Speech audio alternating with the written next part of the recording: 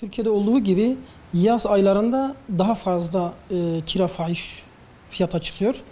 Bunun nedeni nedir? Atamalar oluyor. Şehir büyüdükçe Batman şehri sürekli büyüyor, göç alıyor. Bundan dolayı kiralar habire yükseliyor. Konut yetersizliği var. Konut yetersizliğinden dolayı baya bir sıkışıklık oluyor. Kira bulunmuyor, kiralık daireler. Var olan kiralar da zaten bunlar fırsat kolluyor. Birisi ilana atıyor mesela 14 bin, 15 bin, 20 bin atanlar var. Denetim mekanizması çok yavaş işliyor. Hiç yani takip ettiğini de duymadık. Cezalar kesilmedi. Bu şekilde Cezalar caydırıcı oluyor mu? cezalar caydırıcı olmuyor. Çünkü hiçbir ceza görmedik. Kimin ceza aldığını duymadık. Kiracılarla ev sahipleri sürekli karşı karşıya. Bazıları mahkemelik oluyor, bazıları bize geliyor, bazıları da mağdur kalıyor.